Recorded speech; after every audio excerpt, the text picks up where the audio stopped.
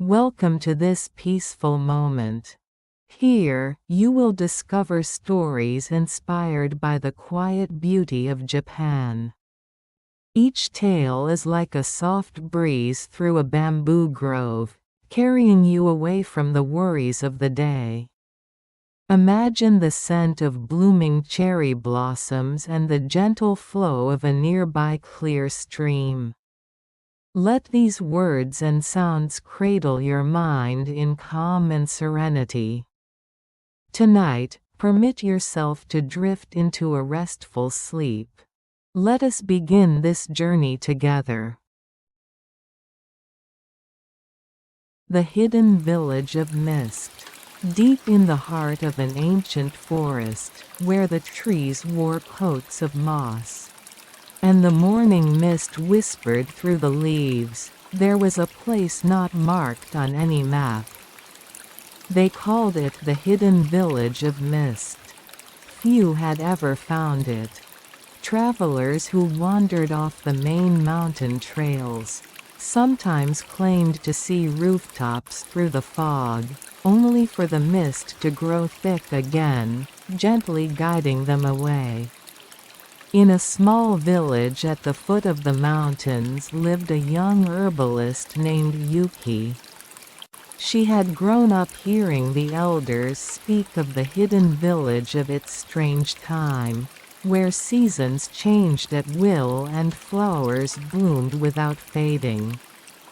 One calm morning, just before sunrise, Yuki set off into the forest. She carried a woven basket filled with dried herbs, a warm rice ball, and a charm her grandmother had given her. She wasn't looking for the village. At least, that's what she told herself. But her feet wandered from the path, drawn by the forest's quiet voice. Birdsong faded behind her. The scent of pine and damp stone grew stronger. A thick mist wrapped around her shoulders like a shawl. Even the sound of her footsteps softened. She paused, unsure if she should turn back. Then she remembered her grandmother's words. When you're lost, perhaps the land is trying to show you something forgotten. Before her, a narrow trail appeared, lined with small white flowers. Yuki followed it. It might have been minutes or hours. Time felt soft in the mist. Then the fog parted, and she saw it a village surrounded by terraced fields and shimmering ponds. Thatched roofs peeked through the trees, and a breeze carried the scent of plum blossoms, though it wasn't the season. A woman stood at the edge of the village, wearing a wide straw hat on her head. She smiled warmly. "Welcome, child," the woman said gently. "You arrived at a good time. Our healer is ready to share her knowledge. Come with me." Yuki blinked. "You were expecting me?" The woman chuckled. "The mist knows who needs to come." Yuki stayed. The village moved in a rhythm unlike the outside world. Time flowed like a calm stream. Under the healer's guidance, Yuki learned to gather herbs that bloomed only under moonlight. To read rain from the rustle of leaves, and to feel the mountain's mood in the silence of stones. One evening, as she was treating a child's scraped knee, the village healer approached. "You've learned well," the healer said, her voice as steady as the mist. "You are ready. Tomorrow, I will leave the village." Yuki looked up, surprised. "Leave? Where will you go?" The healer smiled and shook her head. "That is not for you to know. But this place's care now belongs to you." Yuki bowed deeply. She had no words, only gratitude. That night, the mist returned, thick and soft. The healer stepped into it, her silhouette fading with each step. By morning, she was gone. Years passed. Travelers told stories of a gentle voice in the fog, of fevers eased by strange herbs, and of a mysterious woman who appeared and disappeared like a dream. Yuki's hair turned silver like morning frost, and the village remained wrapped in mist and memory. One day, a little girl appeared at the edge of the village, clutching a charm tied with red thread and lavender. She carried a small basket of herbs and stared wide-eyed at her surroundings. Yuki stepped forward, smiling gently. "Welcome, child," she said. "You arrived at a good time." The Midnight Garden of Peace. Hidden beyond the last winding path of the mountain village of Kurakawa. Where lanterns swayed in the night breeze and crickets whispered, there existed a secret place known only to those who truly needed it, the Midnight Garden of Peace. No map could show the way. The path revealed itself only in the hush of midnight, when the moon hung low and silver mist blanketed the earth like a soft kimono. It was said that only those burdened with sorrow, restlessness, or longing could find the garden, guided not by sight but by the quiet yearning in their hearts. One such traveler was Sora, a potter whose hands had once shaped beauty from clay but now trembled with doubt.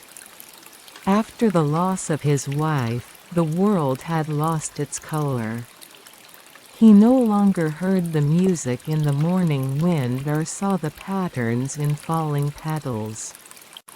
His kiln remained cold, and the shelves of his home collected dust instead of glaze.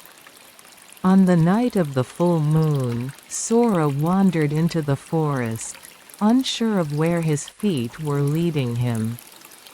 He had no destination, only a deep ache in his chest and a whisper of a memory, a tale. His grandmother had once told him about a garden that healed not the body, but the spirit. "The garden blooms only for those who walk in silence," she had said.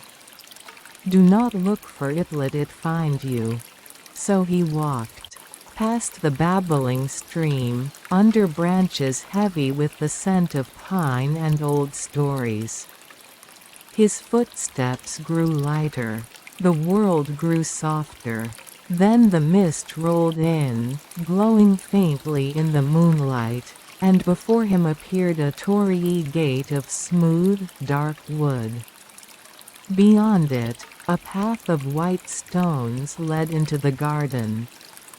Sora stepped inside. The air within was still, so still it hummed.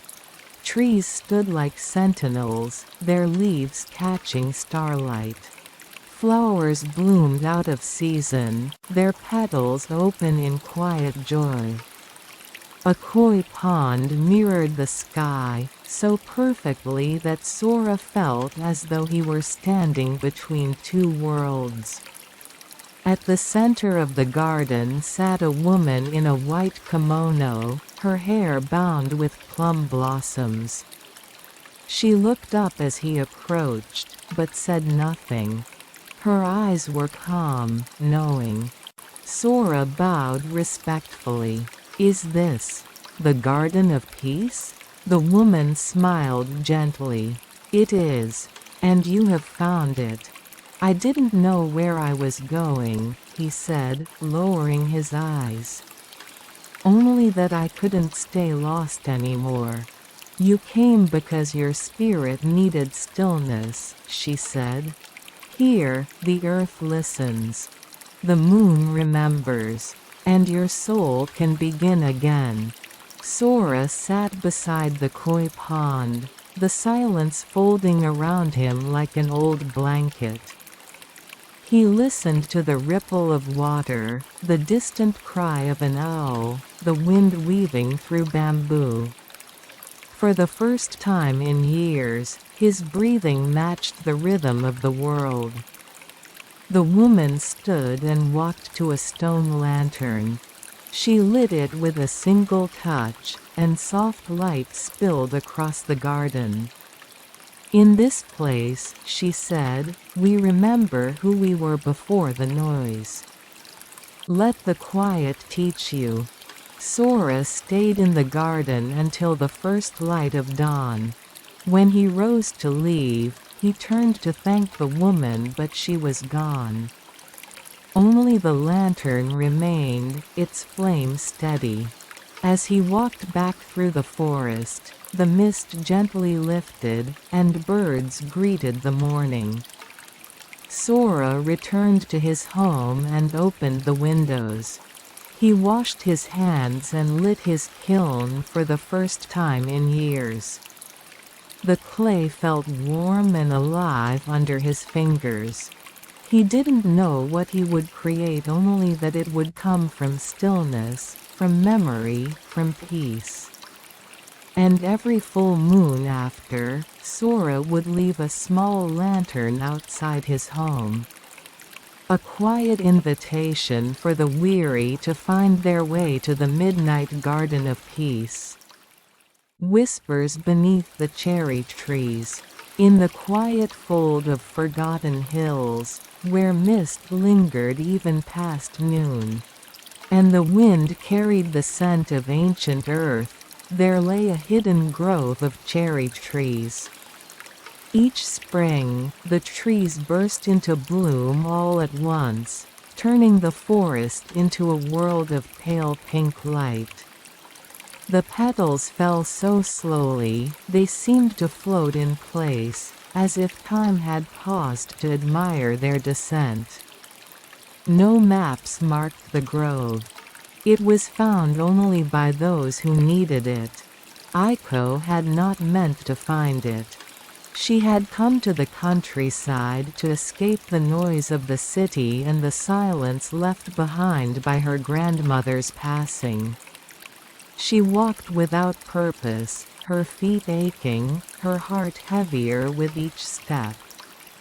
She carried nothing but a cloth bag and a worn photograph tucked in her coat, a picture of herself as a child, standing beside a smiling old woman beneath blooming trees. She did not remember where the photo had been taken. As twilight crept across the sky, Aiko wandered into a path where the air shifted. The ground became softer underfoot. A gentle hush replaced the wind. And then, she saw them rows upon rows of cherry trees, glowing softly in the fading light, petals carpeting the earth in delicate layers. Lanterns, though no one had lit them, flickered along the path. She stepped forward. The grove accepted her. There was no sign of age or decay. The trees stood proud, serene, like ancient guardians. And in the center, a low wooden bench rested beneath the largest tree of all. Aiko sat, feeling the wood's warmth against her hands. Though she was alone, she felt watched not with malice, but with quiet familiarity. She closed her eyes. The rustle of petals became a voice. It did not come from the trees or the wind, but from somewhere inside her. "Do you remember?" it asked. Aiko did not answer. She only breathed. And then the memories came. Laughter in the garden. A kettle is whistling. A hand brushes petals from her hair. Her grandmother's stories always ended with a quiet promise: even if you forget, the trees will remember. Tears slid down Aiko's cheeks. "I miss you," she whispered. The breeze carried her words upward, into the blossoms. A petal landed softly in her open palm, its edges glowing faintly. In that moment, she felt her grandmother beside her, not as a ghost, but as warmth, as scent, as memory. She opened her eyes. Etched into the bark of the tree before her was a single line, worn by time but still clear. "Love lingers where it is remembered." The lanterns swayed in agreement. Aiko remained until the stars turned in the sky and a faint bird call stirred the stillness. As she stood to leave, she did not look back. She did not need to. The whisper would follow her. Back in the city, Aiko began to paint again. Her studio is filled with images of trees, light, and falling petals. She left one painting unfinished, a grove under twilight, with a single bench beneath a great tree. Every spring, when the cherry blossoms bloomed, she would walk. Not to find the grove again, but to remember. And sometimes, when the wind was just right, she would hear the soft murmur of the trees. A whisper, not in words, but in presence. Tranquil paths of Kyoto. In the heart of Kyoto, far from the crowds of travelers and the bustling noise of modern streets, there were paths known only to those who wandered without intention. They twisted through ancient neighborhoods, past moss-covered stone lanterns and quiet shrines where time moved more slowly, as if respecting the silence of the past. Yuki had returned to Kyoto not as a tourist, but as a daughter searching for something lost. Her grandmother, who had passed away the previous winter, had once lived in a small wooden house near Nanzenji Temple. As a child, Yuki had visited every spring to sit on the veranda and listen to stories. Her grandmother never owned much, but she had left behind a box of handwritten letters and a small map, sketched on yellowed paper. With a single line written in delicate calligraphy, "Follow the quiet and you will find me." Yuki did not know what that meant. But the moment she stepped onto the path behind the old temple gate, something in her chest stirred. The gravel under her shoes crunched softly, a familiar sound from long ago. The air was heavy with the scent of pine and plum blossoms. She paused beside a narrow stream, its waters whispering secrets to the rocks below. Somewhere nearby, the faint knock of a bamboo shishi-odoshi echoed like a heartbeat. She followed the sound. The path led her into a bamboo grove, where the sunlight broke into ribbons and danced across the stone steps.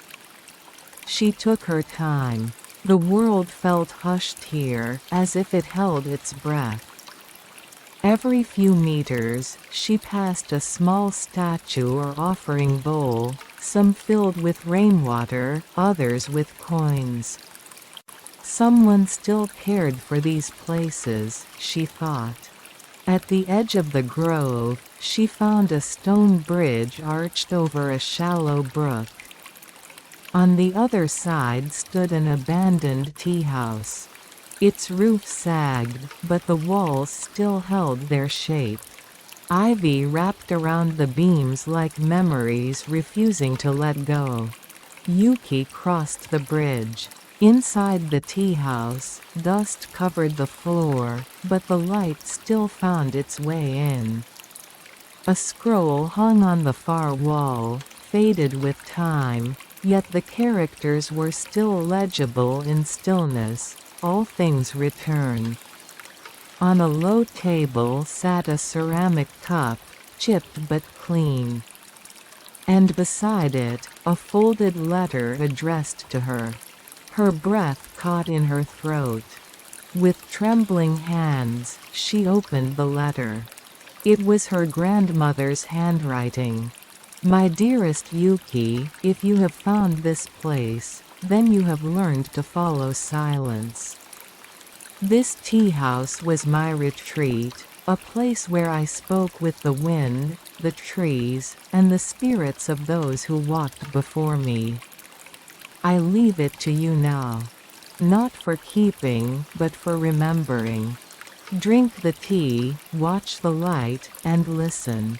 The answers will come." Yuki sat for a long time. When she finally stood, she cleaned the cup and poured tea from the small thermos she had brought. The scent rose into the air, mingling with the breath of the forest. She sipped slowly, eyes closed, letting memory and presence blend. Outside, a breeze moved through the trees. She did not cry. Not this time. Instead, she smiled. As the sun dipped lower, she walked back through the grove, back along the path, her steps no longer searching, but returning. The city waited beyond, but it no longer felt far. She would come again, not to grieve, but to remember. And perhaps, one day, someone else would follow the quiet and find her there too. Echoes of the old temple. At the edge of a forgotten mountain path in Kyoto, cloaked in mist and time, stood an old temple. Most maps no longer marked it, and few locals remembered its name.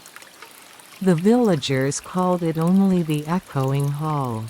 It had once been a place of prayer and peace, but now it waited in silence, embraced by moss and shadow.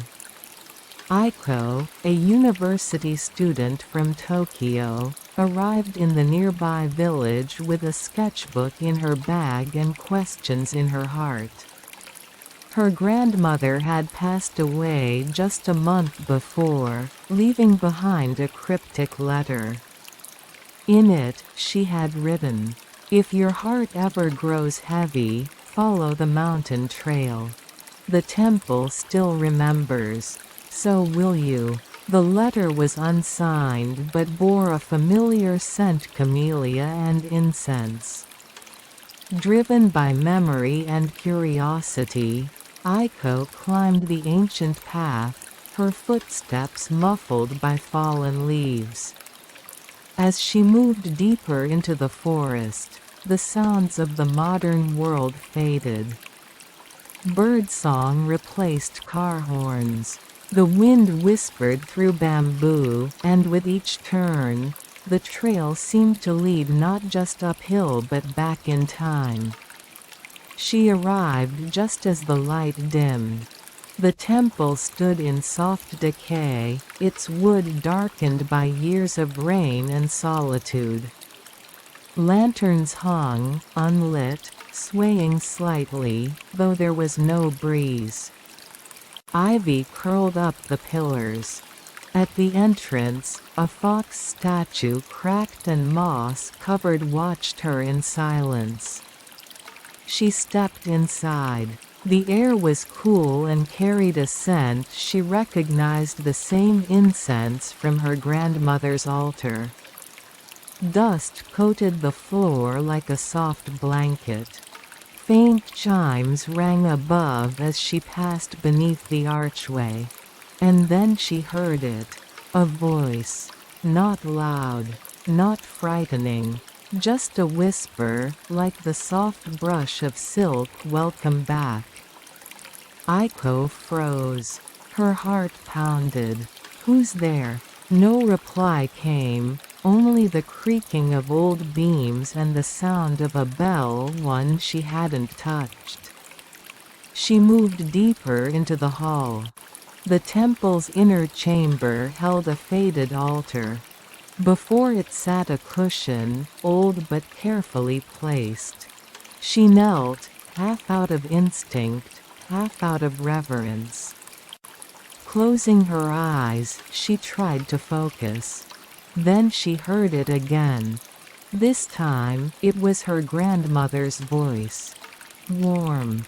Gentle. You found it. You remembered. Tears welled in Aiko's eyes. Is this real? The voice answered, but not in words and images. Memories flowed through her like a river, her grandmother lighting incense in the morning. Brushing her hair as a child, telling her old temple stories before bed. Moments she had buried in the noise of daily life.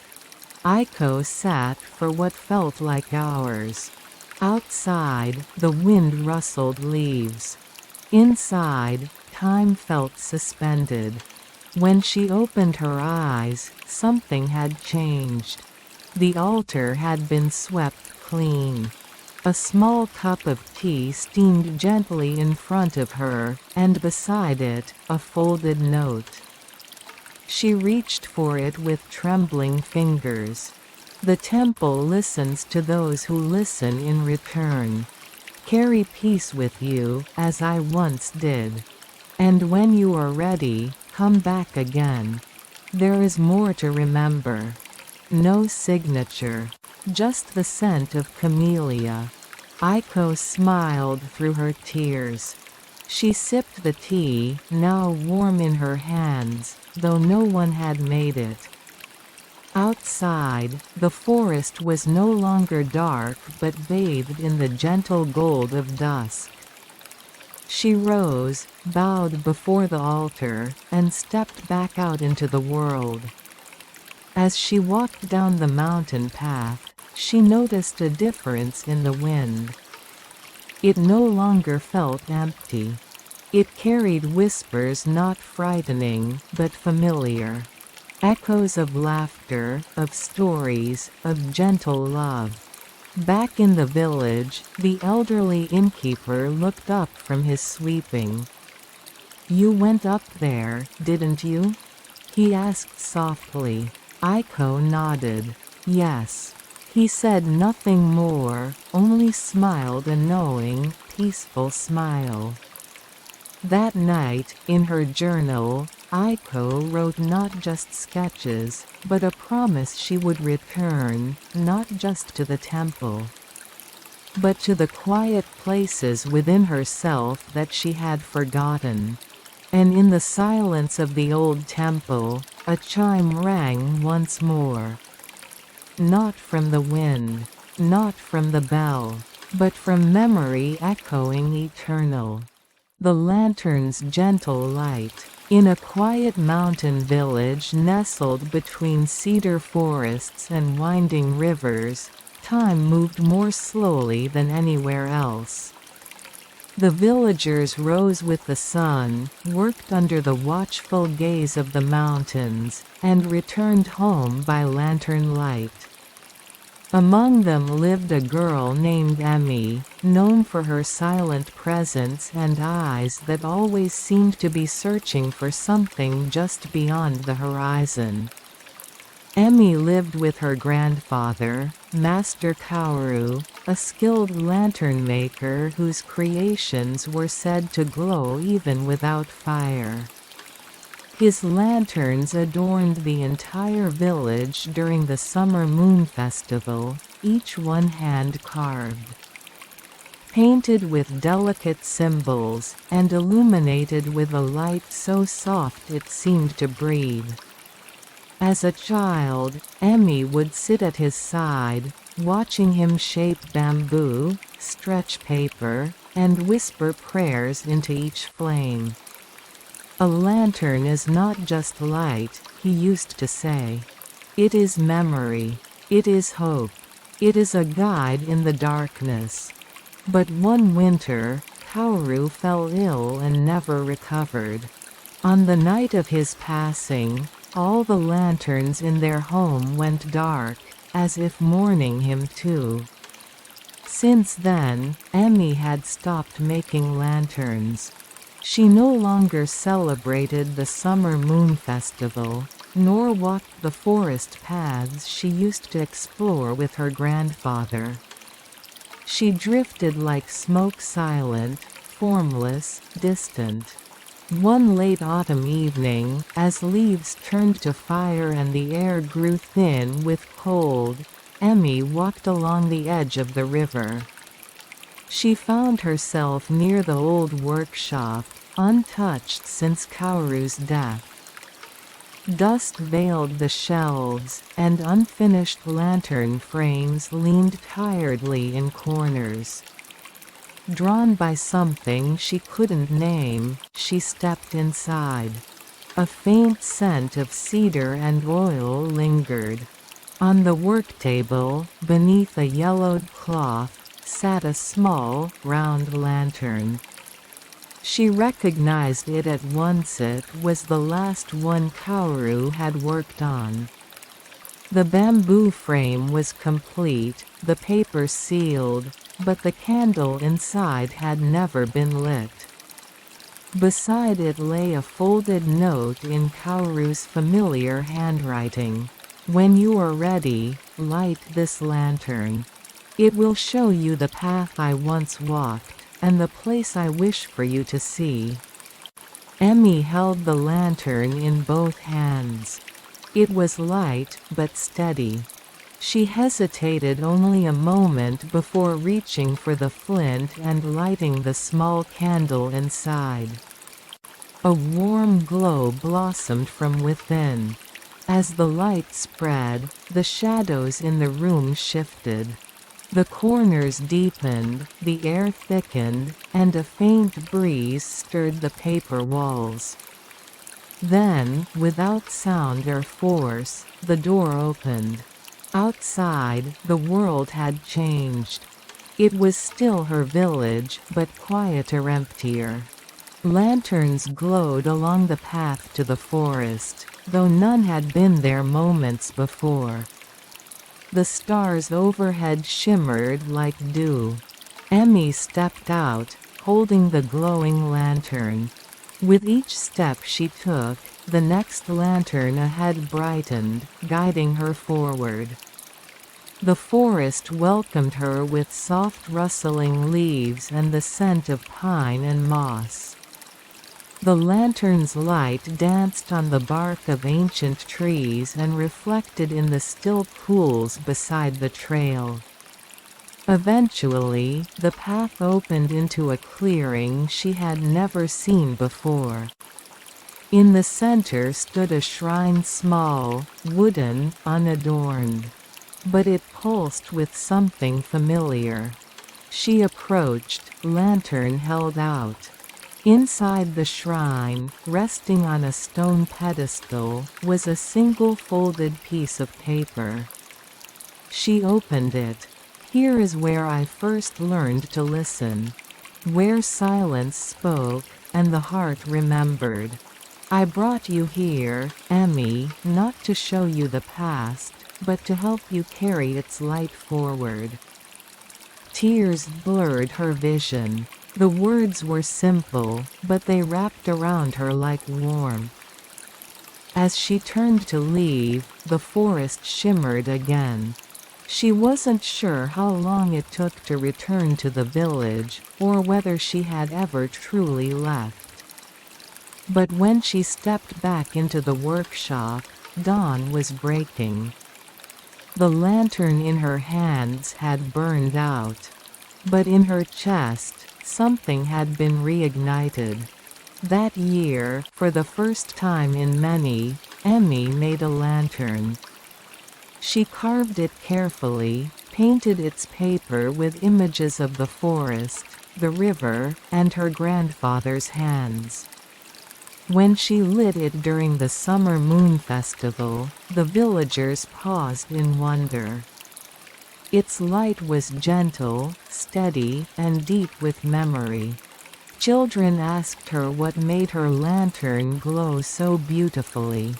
She smiled and said, "It listens. And it remembers." From then on, Emmy became the new lantern maker of the village. Her creations were said to guide not just the steps of those walking at night, but the hearts of those who had forgotten how to find their way home. And each year, one lantern was placed at the edge of the forest where the path once opened under a star-filled sky. Its flame never wavered. Its glow, like a whisper in the dark, told a story of loss, memory, and the gentle light that always leads us forward. A night at the Zen garden. Night falls gently over the mountain temple, cloaking the world in a soft hush. Where voices and footsteps once stirred the air, now only the faint breeze whispers, brushing over the raked patterns of white gravel. The stones stand still in their quiet dignity, casting elongated shadows beneath the moonlight. Ryo Odagiri arrived at the temple seeking something he could not name.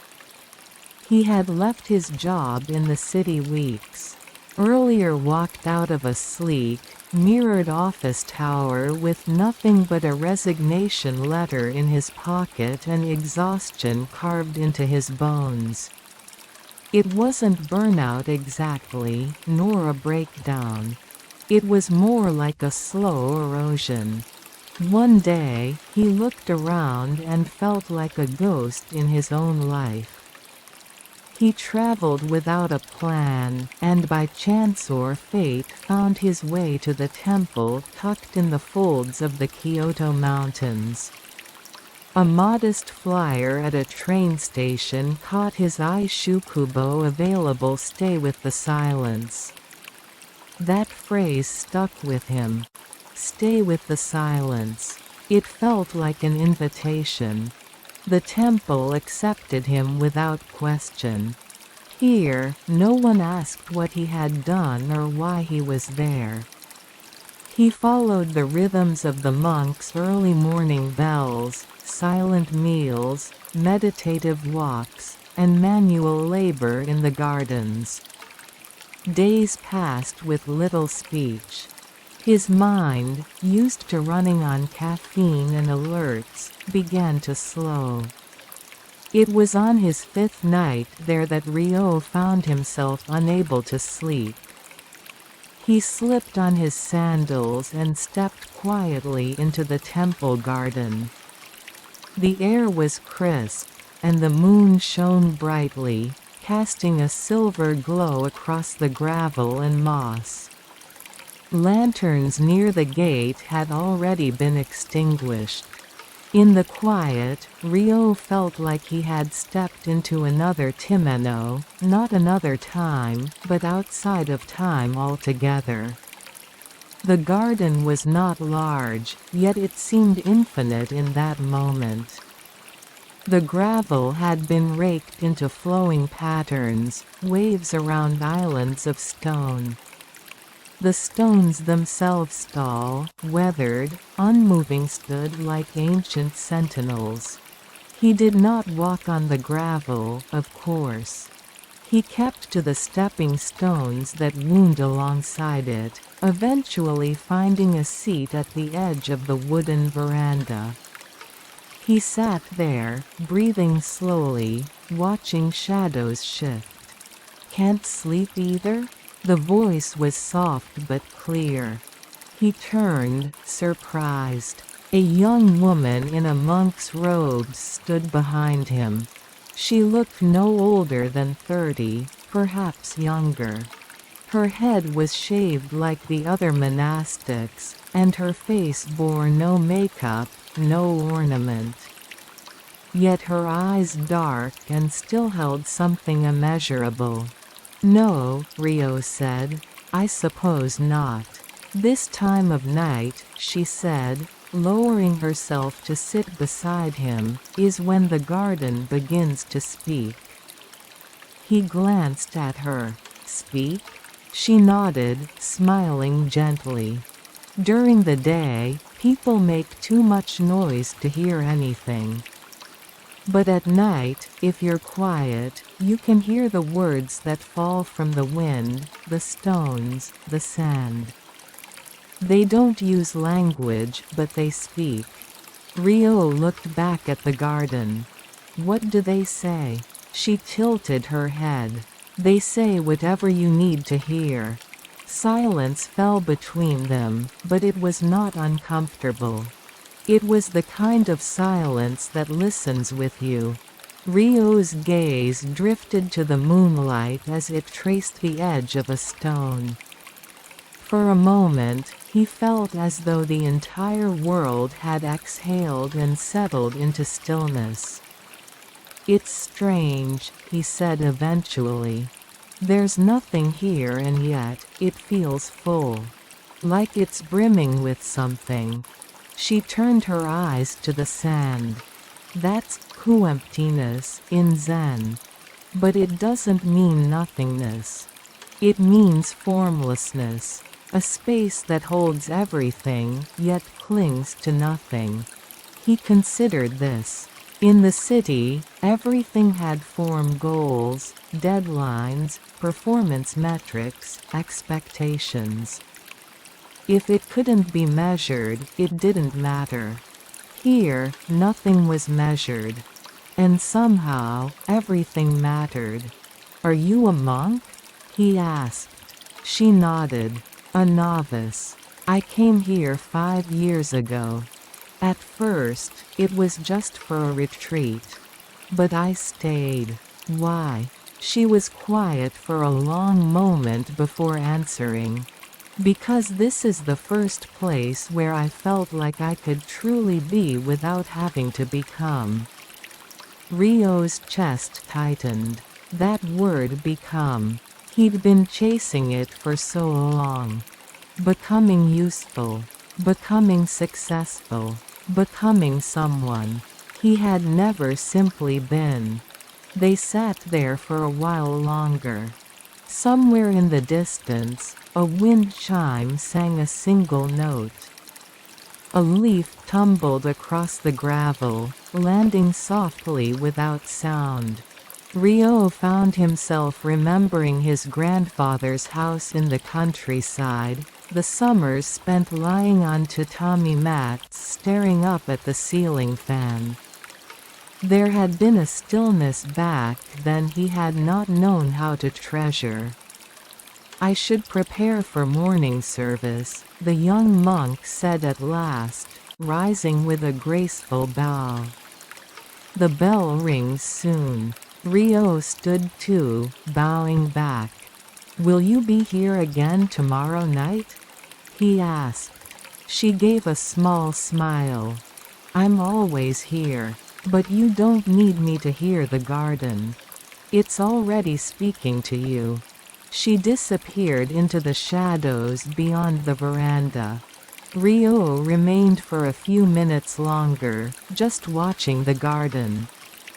A single stone caught his attention, tall, upright, slightly leaning as if listening.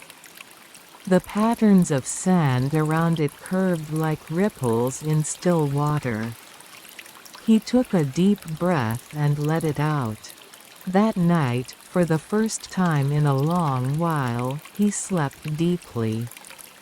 In his dreams, he sat among the stones, and though no one spoke, he understood everything. Years later, Rio never returned to his corporate life. Instead, he stayed near the temple, eventually building a small tea house along a mountain path not far from where the monks lived. It was a quiet place with a simple sign: "Silence served here." Travelers came and went, tired souls, curious ones, seekers like he once had been. Rio welcomed them with warm tea and space to sit. He did not ask questions.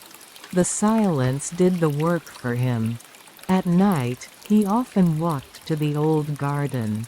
It remained unchanged, draped anew each morning, stones unmoved yet somehow always different beneath the changing light. And whenever the wind stirred the sand or a shadow shifted, Rio listened. He no longer needed language to understand. The Zen garden, after all, was still speaking. Bamboo leaves in the wind. The wind blew gently. It was neither cold nor strong, just a calm breeze flowing through the mountain valley, quiet and unhurried. The bamboo grove responded with a soft rustle. Leaves brushed against one another, stalks bent and swayed. It was as if the bamboo and the wind were speaking in a language only they understood. Deep in the forest, beside the grove, stood a small hermitage. An old man lived there. His name was Jin Shimamura.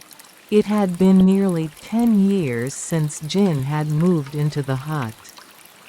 He was once a professor at a university in the city, but after retiring, he gave up everything and settled here. His wife had passed away long ago, and he had no children. There was nothing in the city he wished to return to. There was a reason Jin chose this place. In his youth, he had visited this mountain once with his mentor. As they walked through the bamboo grove, his teacher had said, "Bamboo is a strange thing. So thin, yet it rarely breaks. When the wind blows, it bends but it always returns to form. That, to me, is what real strength is." Those words had stayed in Jin's heart ever since. As a young man, Jin had been rigid, sharp with logic, a seeker of truth, intolerant of compromise. But over time, he came to understand being right could still hurt others. Even if your words won the argument, they could lose hearts. True strength, he realized, was like the bamboo, resilient, yet flexible. It took him decades to learn that. Life in the hermitage was quiet. He woke with the birds, washed his face in mountain spring water, tended a small vegetable garden, and brewed tea. In the afternoons, he read or practiced calligraphy. In the evenings, he sat by the fire and watched the moon rise. He rarely saw another soul. But he did not feel lonely. One spring, he had a visitor. It was Aoi Morishita, a former student of his from years past. She had been among the brightest in his seminar, sharp-minded, confident, admired by all. Yet now, her face was pale, her eyes heavy with exhaustion. "Professor," she said softly, "would it be all right if I stayed here a while?" Tears had dried on her cheeks. Jin nodded without asking why. Aoi stayed for several days.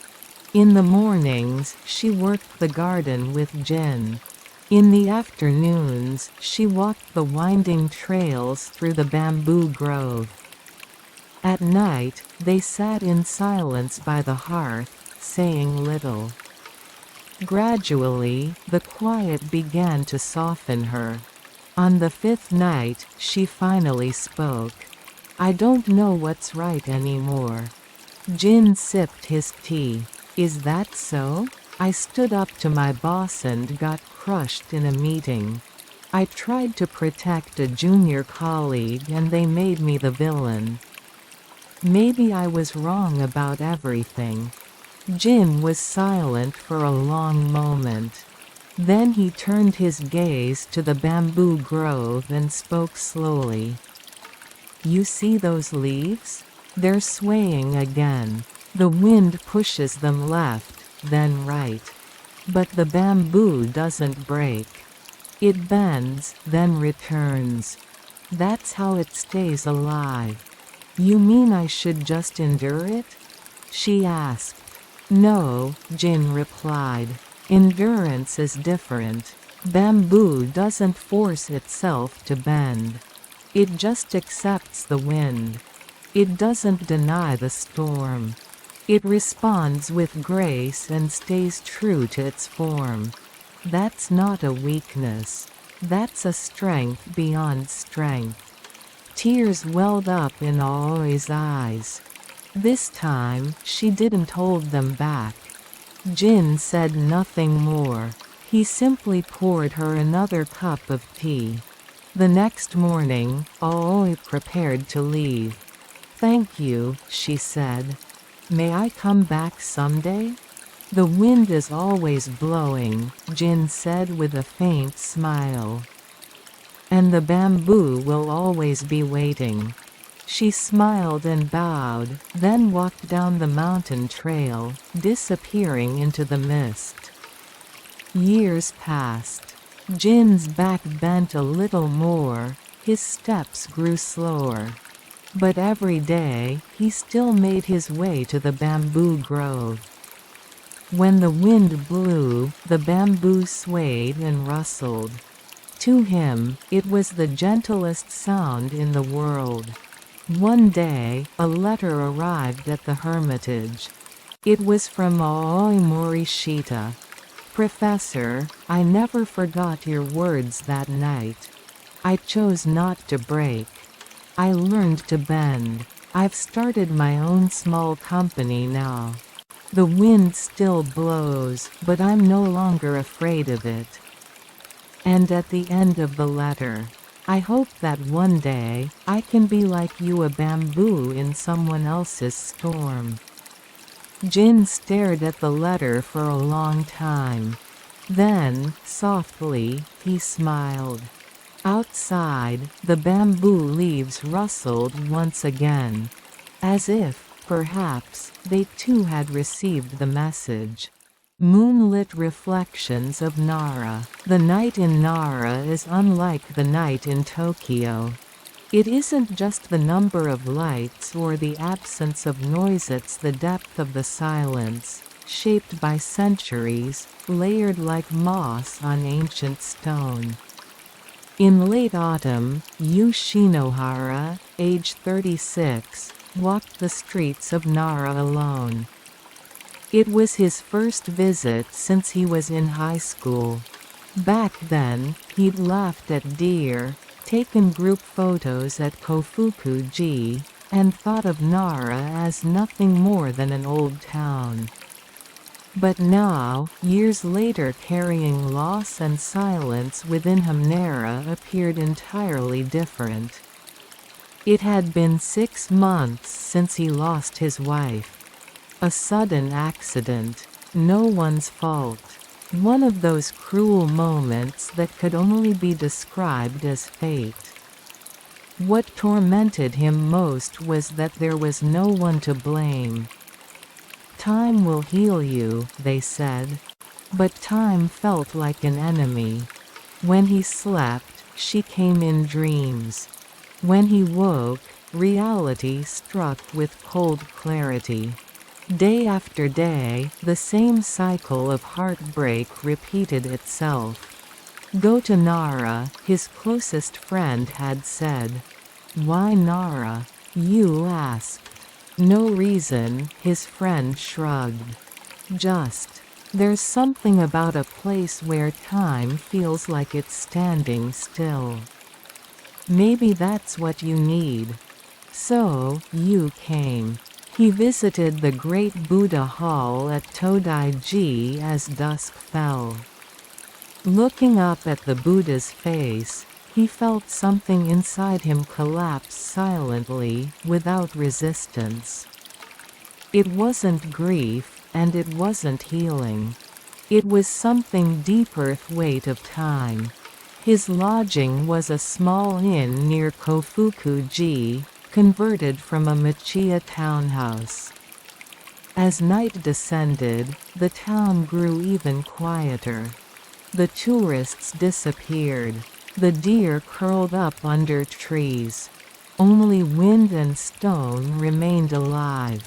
Yu found himself walking to the edge of Sarusawa Pond, guided by moonlight. The surface of the pond mirrored the world above the moon, the five-storied pagoda, and the faint silhouette of himself. "I wonder if I've been here all along," he murmured.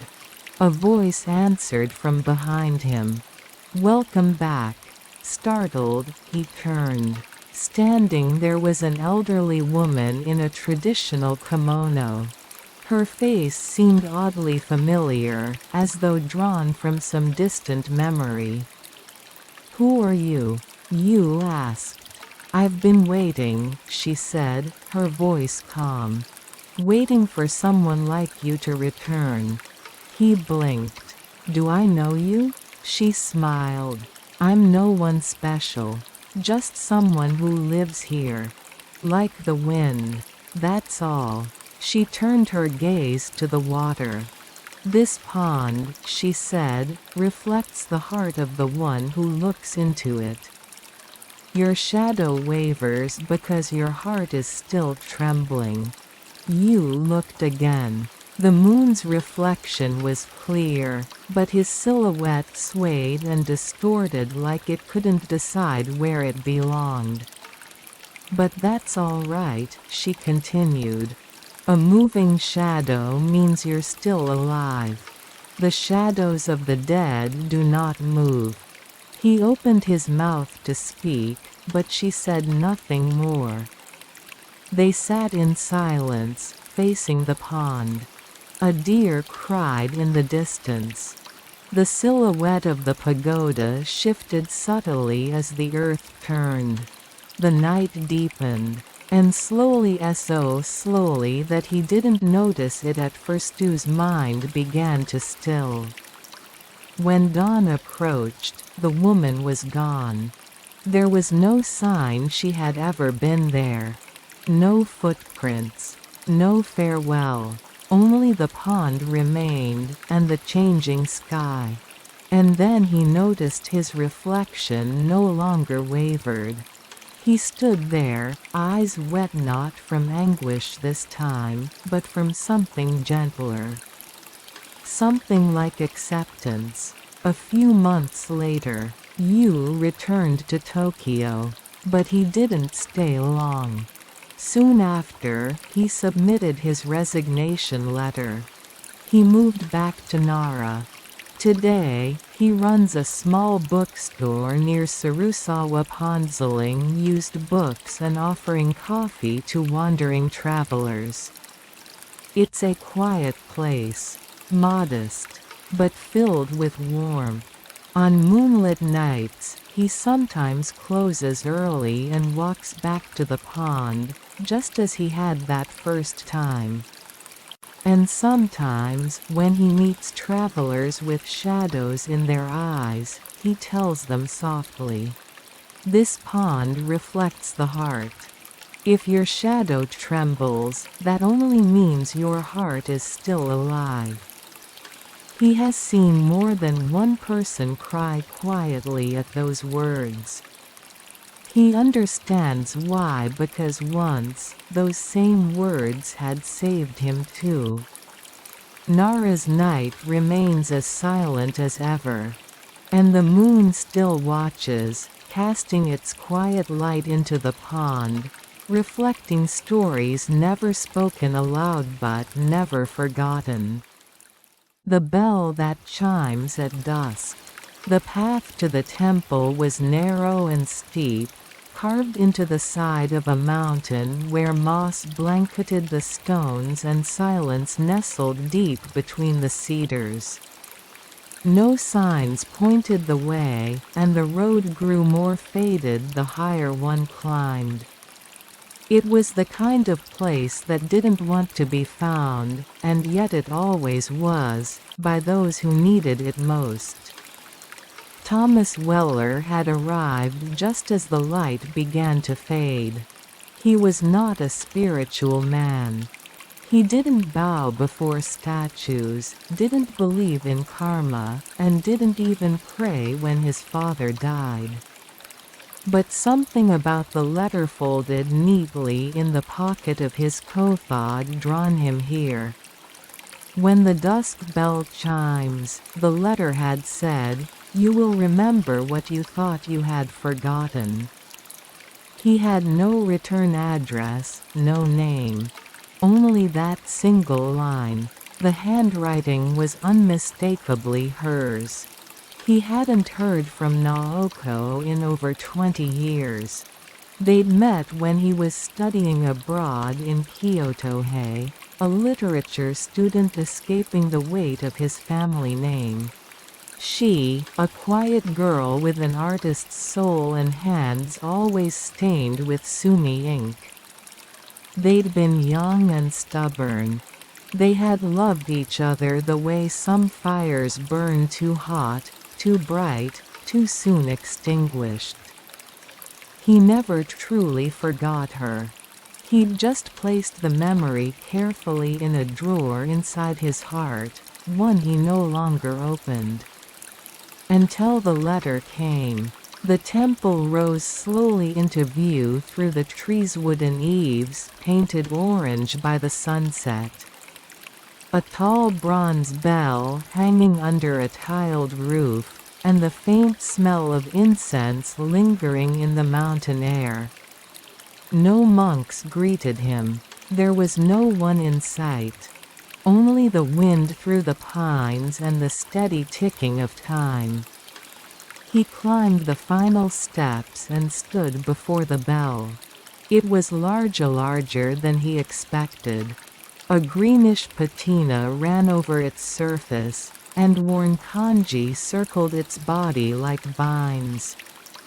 A thick rope dangled beside it, tied to a wooden beam used to strike it. A plaque nearby bore a single inscription. "This bell chimes only at dusk.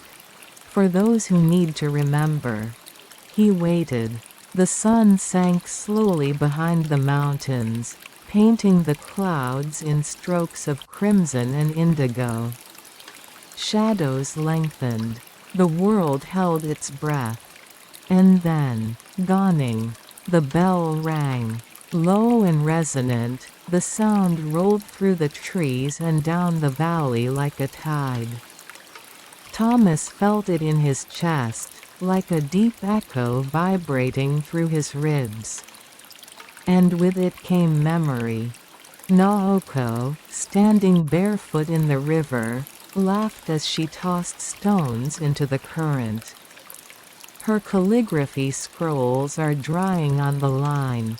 The kiss under the bamboo arch. The way she used to say his name Tomasu with gentle hesitation, like it might disappear. But more than that, he remembered the last time he saw her. It had been raining. She had refused to look at him, and he had said things he didn't mean. He remembered the suitcase by the door, the way her fingers trembled as she touched the wall for balance. And then, silence. Years of it. The letter, how could it have been from her? Was she still alive? He turned, as if expecting her to appear behind him, standing where the orange light of the bell house melted into shadow. But no one came. Still, he stayed. Sat down on the stone steps and let the silence fill him. He remained there long after dark. The following morning, a monk found him. The man was elderly, with a face like dried bark and eyes that held the stillness of old water. "You heard the bell," the monk said, not as a question but as a fact. "Yes," Thomas replied. "I received a letter. From someone I once knew. I don't know how she could have sent it. She should be gone. The monk simply nodded. This place is not on any map, the monk said. It is not meant to be. It appears only when memory calls it into being. You are not the first to come here. Then who rings the bell? Thomas asked. The monk looked up at the bell tower. No one, he said. It rings when it must. For those who carry silence too long. Thomas hesitated. Was she here? The monk closed his eyes for a long moment. Names do not stay here. But if your heart still echoes with hers, then yes. She was. He handed Thomas a slip of rice paper. On it, a short verse was brushed in black ink. Some memories do not fade. They simply wait beneath the sound of dusk. Beneath the poem, a final line. Don't be sorry. Just remember. It was her handwriting. 1 year later, Thomas returned to the mountain, though he didn't know how he would find the path again. The trail always changed, always faded. But somehow, his feet knew the way. This time, he brought nothing with him. No letter. No questions. Only a heart quieter than before. The bell waited at the top, unmoved by time. The wind passed through the trees like an old friend. As the sky dimmed, Thomas closed his eyes and listened not just for the chime, but for her laughter, the whisper of leaves, the echo of things left unsaid. And again, at the very edge of light, the bell rang. Gawning. Not as an ending, but as a beginning.